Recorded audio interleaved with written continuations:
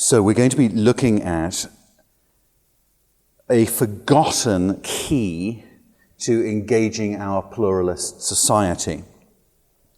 Now, in the world today, in Europe, are facing a culture of rampant pluralism. And in this pluralism, things have moved on even in the last 10, 15 years or so. So 15 years ago,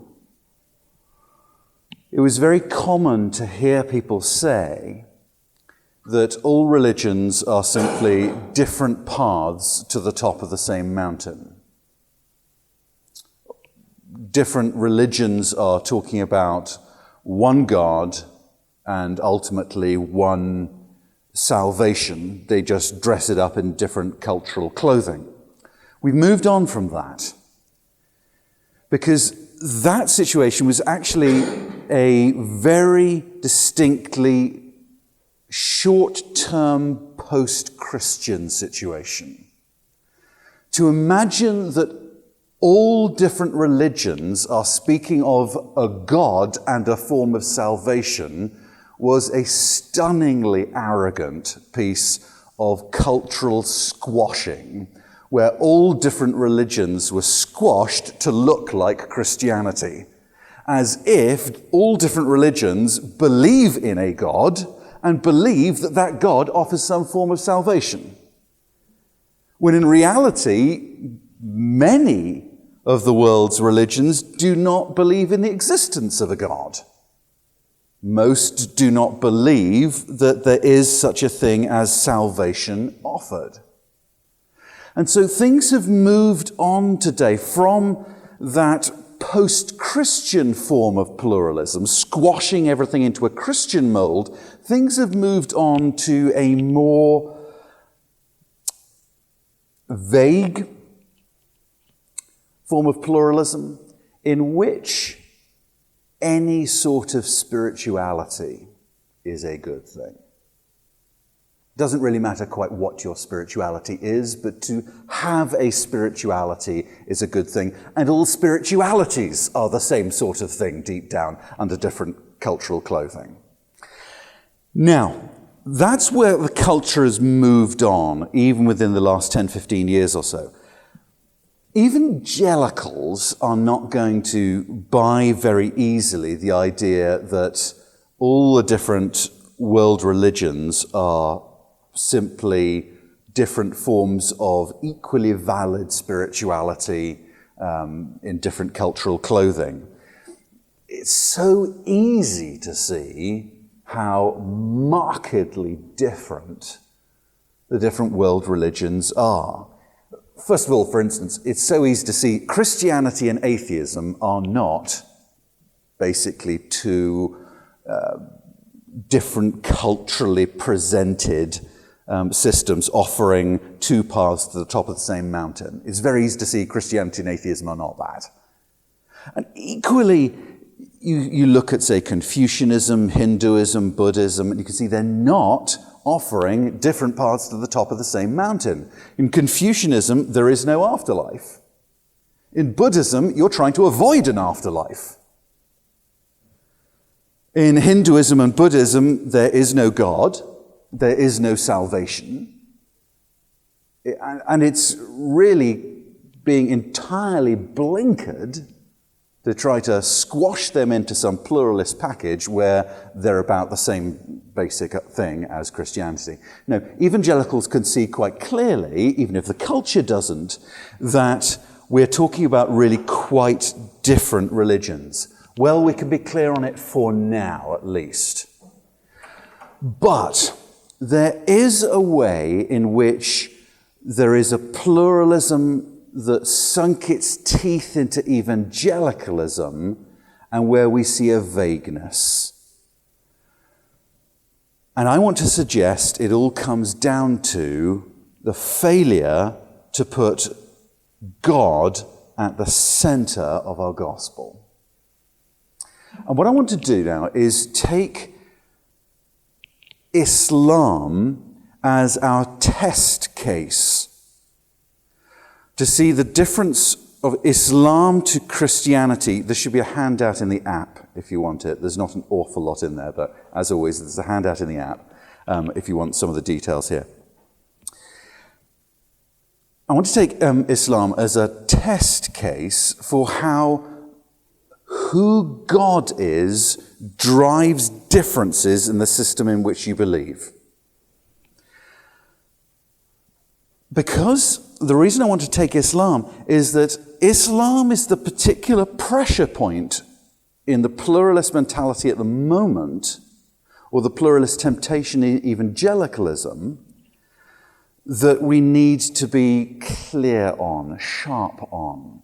Because the relationship between Christianity and Islam has become the topic of the day. Pope Francis has been downplaying the idea that there is any theological difference between Christianity and Islam, meeting with great warmth with Muslim leaders and praying together. We've seen the controversy at Wheaton College recently, with a professor there saying that Christians and Muslims worship the same God. And that argument was pulled from an influential book by Miroslav Volf. Miroslav Volf weighed in on the discussion at Wheaton. It was fed by this influential work by Miroslav Volf called Allah, a Christian Response. And in this book, here are the opening words. Volf says, Volf is professor of theology at Yale. Volf says, a deep chasm of misunderstanding, dislike, and even hatred separates many Christians and Muslims today. Christian responses to Allah, understood here as the God of the Quran, will either widen that chasm or help bridge it. If for Christians Allah is a foreign and false God, all bridge building will suffer. Very much the mentality we've been seeing in Pope Francis as well. And so what Volf sets out to do in Allah, a Christian Response is set out an eloquent, passionate argument that Christians and Muslims worship the same God. It's the sharp end of the pluralistic problem for evangelicalism, and it's the end at which evangelicals seem ill-equipped to actually engage. And Volf's motivation is clear. It's that wouldn't people fight less, hate less, bomb less? Wouldn't we see less atrocities if we realized that beneath all the cultural differences, we Christians and Muslims actually worship the same God? The problems will go away. I want to suggest that being clear on the identity of God, being God-centered in our theology, gives us a clarity of thinking that enables us to distinguish the God of the Bible from the God of the Quran, enables us to see the differences in the rest of our worldview, and offers the very thing that offers the true hope of peace. The Trinity, the Christian doctrine of God, is what will offer world peace. Now, the Trinity is not something superficial in God, but here is precisely the problem. The triune being of God makes the God of the Bible a radically, incompatibly different sort of being to all other gods. And I'm going to use Allah as my test comparison here. And that is not a problem, as Volf is seeking to foster world peace. No, the nature of God is the source of all hope, peace, love, joy. But here's why that is not immediately obvious. Christians tend to relegate the Trinity as an irrelevance. And let's just cut to the chase on this one. when Christians share their faith, what is it that you expect to hear them talking about? When they share the gospel. When Christians share the gospel, I expect them to talk about Jesus dying on the cross.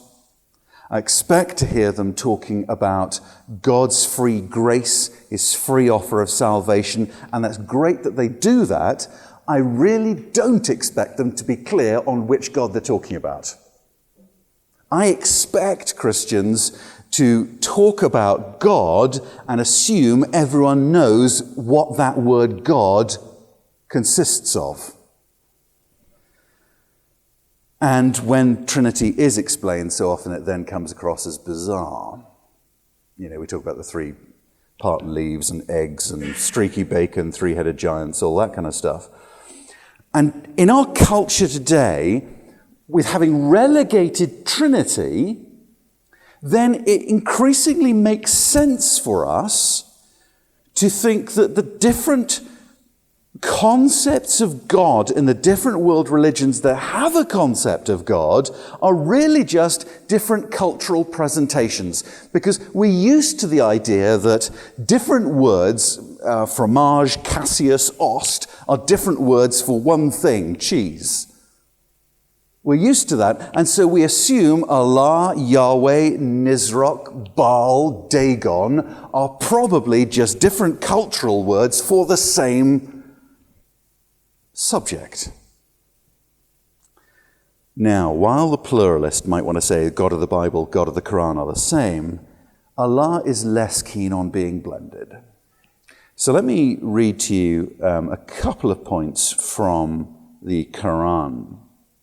I'm assuming you know some of the Old Testament material about Yahweh's dislike for being confused with Baal, Dagon, and the others. But let me give you Allah's point of view. First from Surah 4. Say not Trinity. Say not Trinity. Desist, it will be better for you. For God is one God. Glory be to him. Far exalted is he above having a son. It will be inglorious for Allah to have a son. Or Surah 112, say, He, Allah, is one. Allah is He on whom all depend. He begets not, nor is He begotten, and none is like Him. He begets not, He's not a father, nor is He begotten, He's not a son. Allah could not be clearer, He is not Father, Son, and Spirit. He is a different being. He is one person, not three. And it's not just incompatibly different numbers we're dealing with. That difference means that Allah has a completely different character, motivation, and way of going about things.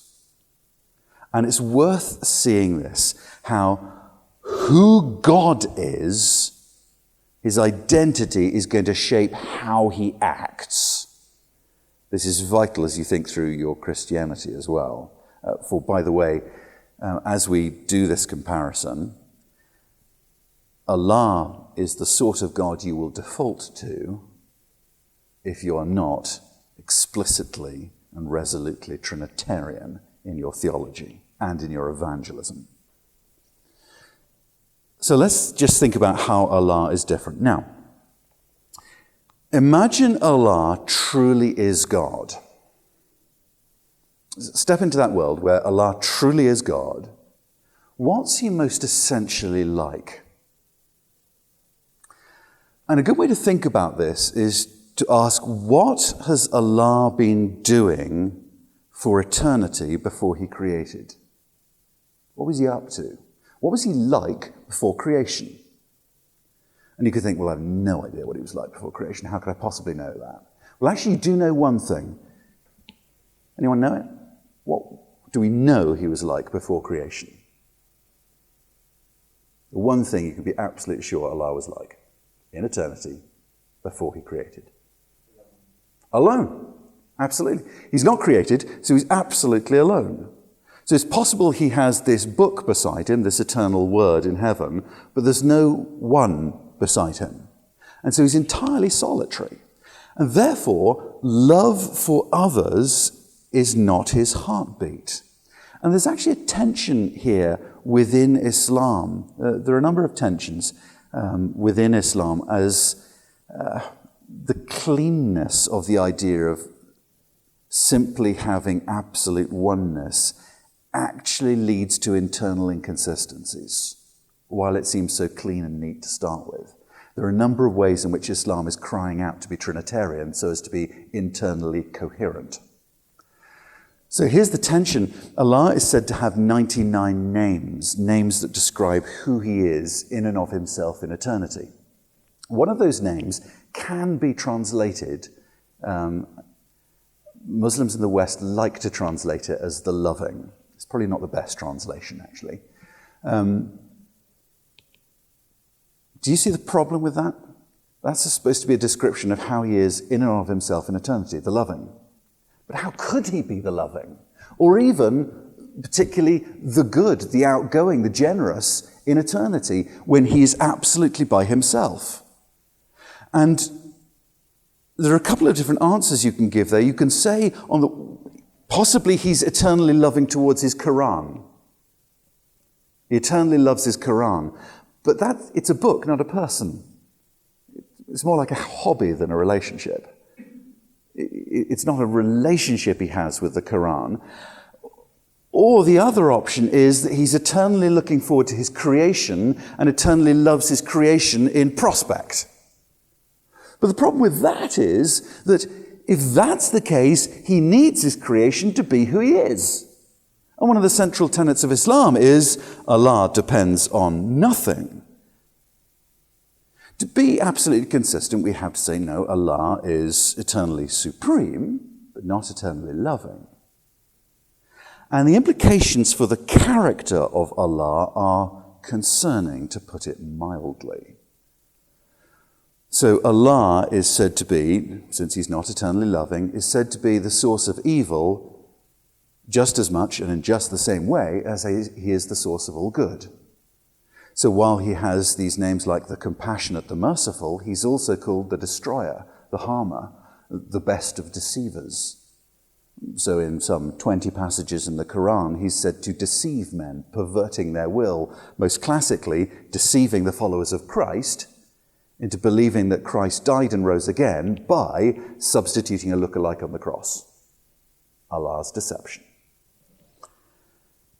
Now, faith in Allah therefore looks decidedly different to faith in the Triune God. Do you see how the nature of God is starting to work out into the system? Faith in this God therefore looks decidedly different. So, for example, the first caliph of Islam, Abu Bakr, he was personally assured by Muhammad himself of a place in paradise, which you think that's kind of the equivalent of Clement in Philippians 4. Have you ever enjoyed that one in Philippians 4? Paul writes of Clement and my fellow workers, and my other fellow workers, whose names are written in the book of life. And you think, well, Clement's never going to have an assurance problem, is he? Yes, it's right there in the Bible. Abu Bakr is asked about Muhammad's assurance that he would have a place in paradise. When asked about it, Abu Bakr said, by Allah, I would not feel safe and rest assured from the deceptions of Allah, even if I had 1 foot in paradise. And let me be clear, I'm not being rude. I'm not casting aspersions. I'm just telling what the first caliph of Islam said about his God, because he knew him well. It is not rude to say it. It is that Allah should not be considered trustworthy. He shouldn't be held to such a standard. But that is entirely different to how things are with the Triune God. And here, we're just comparing the difference between the Triune God of Christianity and the absolutely singular God of the Quran. And if those gods are so radically incompatibly different, it starts becoming increasingly laughable to say the gods of other religions, Vishnu, Thor, Zeus, they might be in any way similar to the God of the Bible.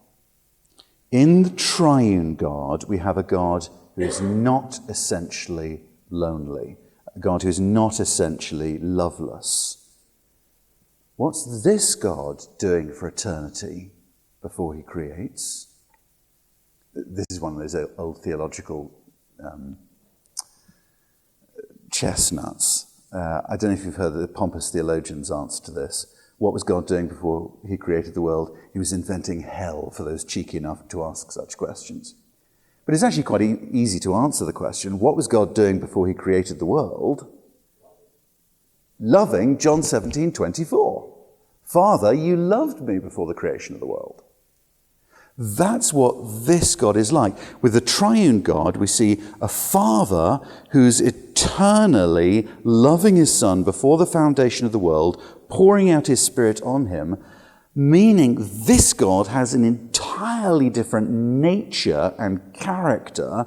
He's eternally loving. To say God is eternally a Father is to say he's eternally loving, giving life to his eternal Son.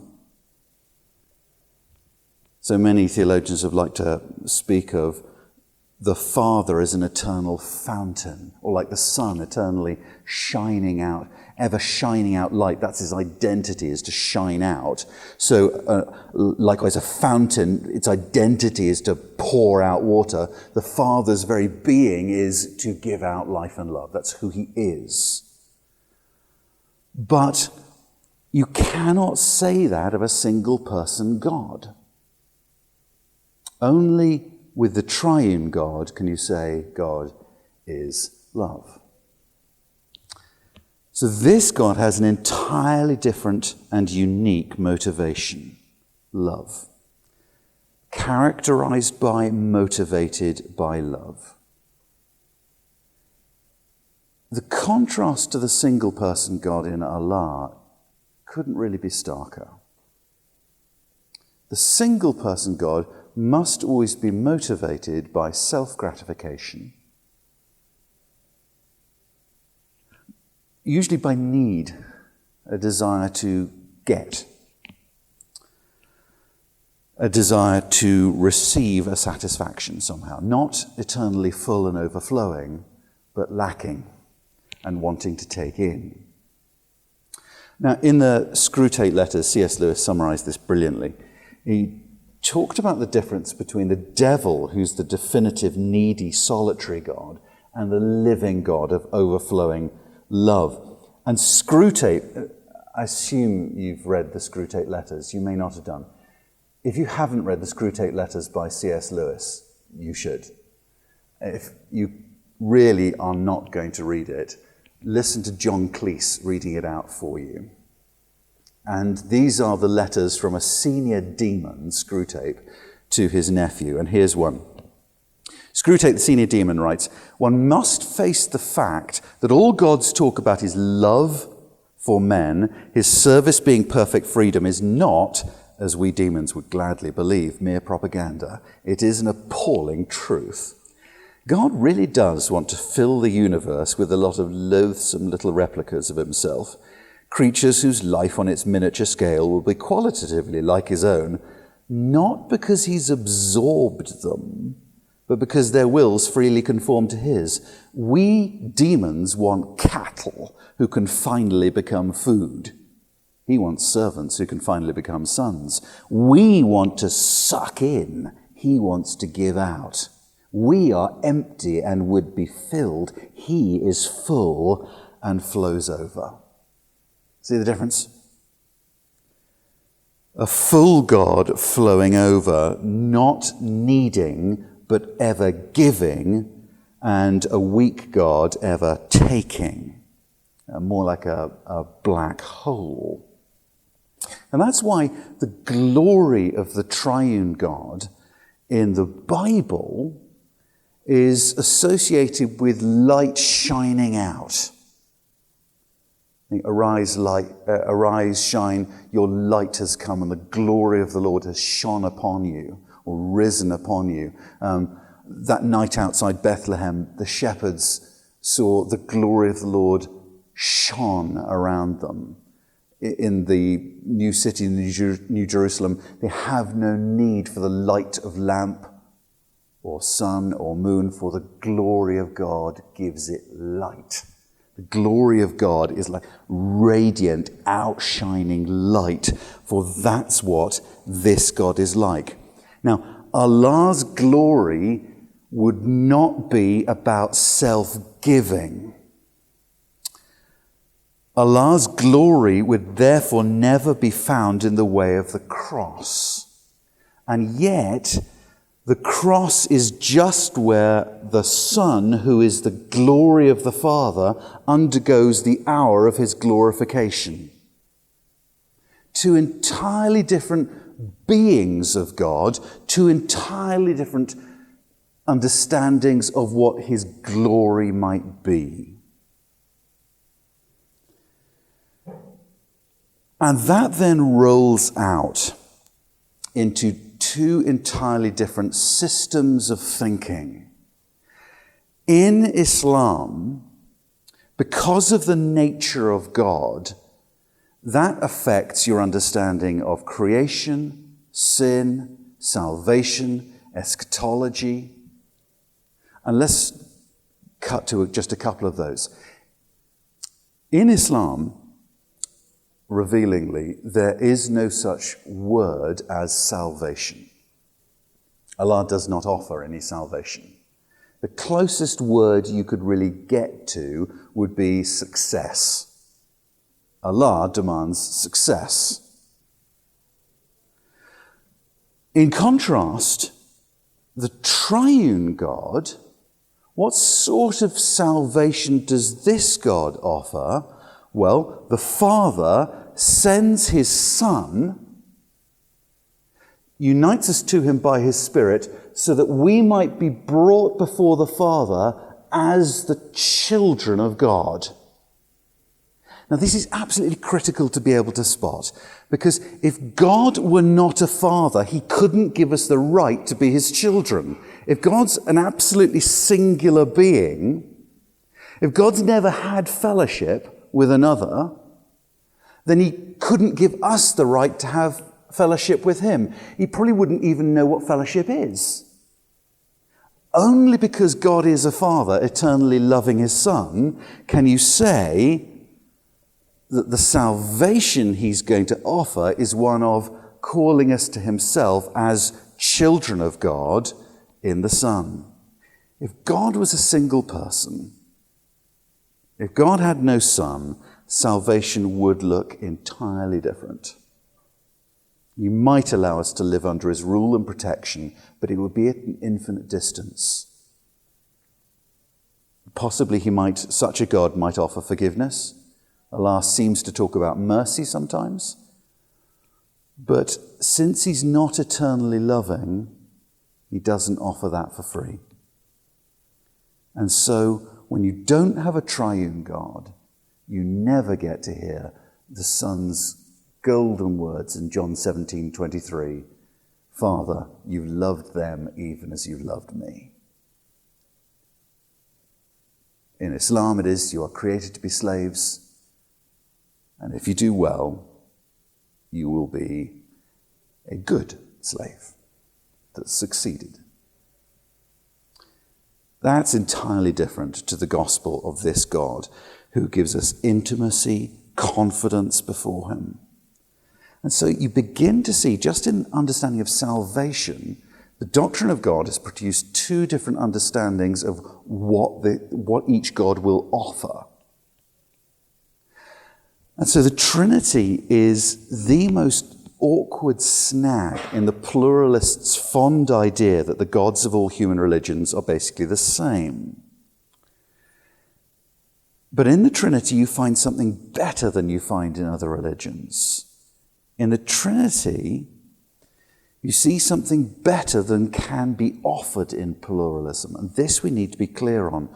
All pluralism can offer is some boiled down spirituality stripped of all specific flavor. Whereas in the triune God, you find a God who's love.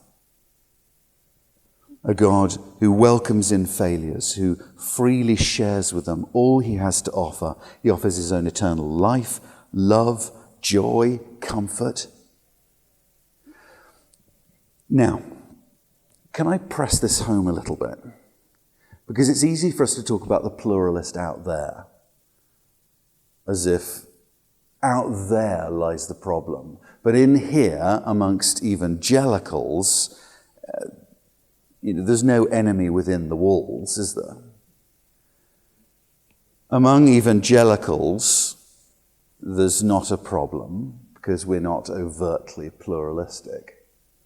But if we evangelicals only ever speak abstractly about God without being clear and specific which God we're talking about, then our churches are going to be left with the same kind of boiled down religious mush as if we were pluralists ourselves. So I hope you can begin to see some of the difference the Trinity can make to engaging a pluralistic culture. We should be hot on who God is in facing our culture, because who God is in any system is going to drive the nature of that whole system of thought. It's going to drive that worldview. Whatever is most fundamental in a worldview will drive it. And who God is will drive theistic worldviews.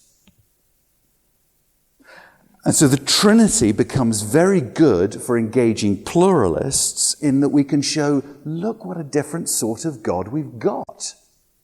I'm not, as a Christian, worshipping the same sort of God as those religions that have a God. I worship a God who is a father, who sends his son to die for me that I might call him Abba. No other God is offering that. No other God but the Triune God could offer that, even if they wanted to. The Trinity is good for engaging with Muslims. For you see, in the Triune God, I have a loving God. I have a trustworthy God. And only do I have that because he's triune. There's a fundamental, radical difference. Similarly, take Jehovah's Witnesses. The Jehovah's Witness, not believing in the Triune God, cannot have a gospel of grace. And does not have a gospel of grace. Because single-person gods are not inclined to be merciful. Where would that merciful instinct come from? Therefore, within Watchtower circles, it is a salvation by works. Because Jehovah is not gracious. And with an increasingly anti-theistic society, the Trinity is critical. Because you see, in a culture that's increasingly hostile to the being of God, the kind of language that's used by the most hostile, for example, take Christopher Hitchens, the most hostile anti-theist, he was saying that if there is a God, it would be a terrible thing because God must be a kind of big brother figure. He said, if it were true that God exists, it would be like living in North Korea. The assumption is that God must be a dictator, and therefore his presence will mean round-the-clock surveillance. Interestingly, Hitchens himself had a very strained relationship with his father. He was longing to be loved by a father. And that's what he didn't see, because he wasn't told clearly enough about the Trinity. The being of God shapes what sort of salvation is offered. The being of God also offers a clear understanding of what our final destination is. Let's come back to the Jehovah's Witness. Have you had a Watchtower tract put through your door? And can you picture it in your mind? What's on the front cover? of the Watchtower tract, if it's not someone praying or just smiling, there's probably somewhere in there, there's a picture of the new heavens and new earth. There's a family, the kids kicking a ball around with a lion and a lamb there. Yeah, it's this new earth, everything's lovely, lion lies down with the lamb, there's peace everywhere, but Jehovah ain't there. You're not getting a relationship with him. It's just the same in Islam, with a single person God. Again, in Islam, you'll get your rivers of wine, you'll get your doe-eyed maidens, but you don't get Allah. You don't necessarily want to get Allah. What you want is stuff from him. You don't want to know him. Whereas in Christianity, what is it that Paul says in Philippians 1? For me to live is Christ. And when he has this dilemma as to what he should want, he says, my desire is to depart and be with Christ. Not in heaven,